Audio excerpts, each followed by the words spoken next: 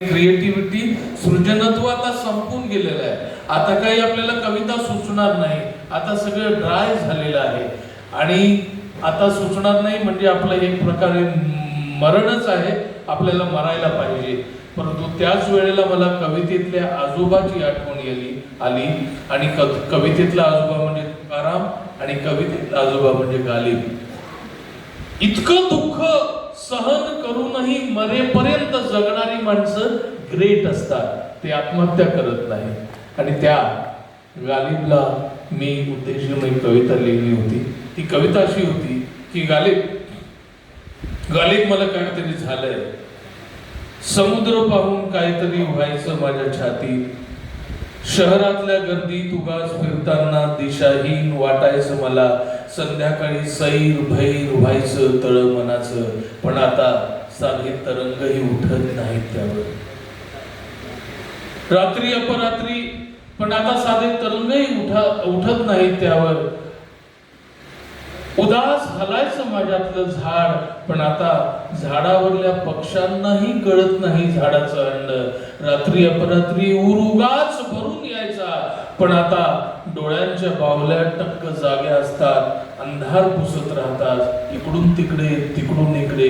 एवढंच काय गाले कविता लिहून झाल्यावर साधा कागद पाहिला ना की चक्क दिसायचं रे झुळझुळताना पाणी. कविता लिहून झाल्यावर साधा कागद पाहिला ना की चक्क दिसायचं रे झुळझुळताना पाणी.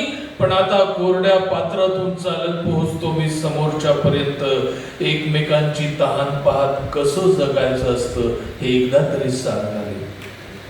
एकमेकांची तहान पाहत कसं जगायचं असतं हे एकदा तरी सांग गालिब.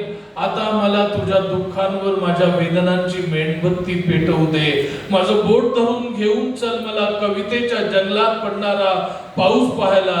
तुझ्या गझलांची हरणं माझ्या डोळ्यांतून मनापर्यंत उधाण खेळायला सोड. तुझ्या गझलांची हरणं माझ्या डोळ्यांतून मनापर्यंत उधाण खेळायला सोड.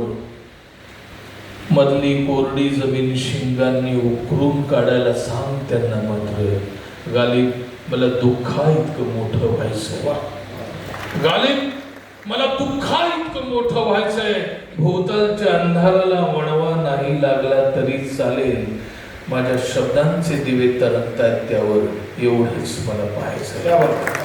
माझ्या शब्दांचे दिवे तरंगतायत त्यावर एवढंच मला पाहायचंय. माझ्या जीवावर पडत चाललेल्या आत्महत्यांच्या गाठी पार करत करत मला मरेपर्यंत जगायचंय तुझ्यासारखंच. मी तुला कधीचा शोधतोय. तू कुठे आहेस का? तू कुठे आहेस का? नव्या शरीरातून तू कदाचित ऐकतही अशील तुझंच गाणं.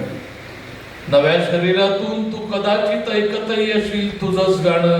तुझ्याच दुःखांची तुला कदाचित ओळख नसेल राहिली. खुदा ऐसे एहसास का नाम है रहे सामने और दिखाई न दे.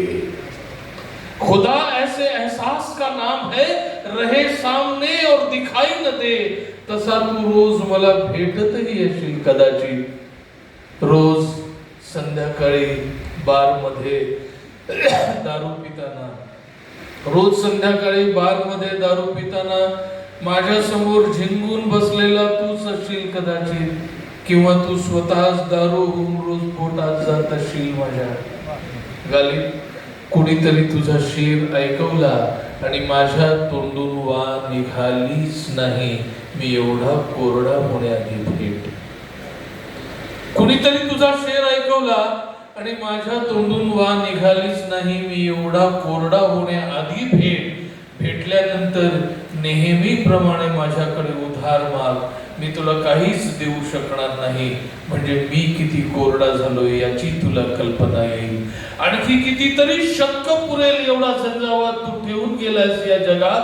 त्यातली फक्त एक झुळूक पुरेल मला हे संपूर्ण आयुष्य जगायला. मी तुला कधीचा शोधतो आहे. तू कुठे आहेस गालिब? तू कुठे आहेस गालिब? तू कुठे आहेस गालिब? बहुतेक या कवितेमुळे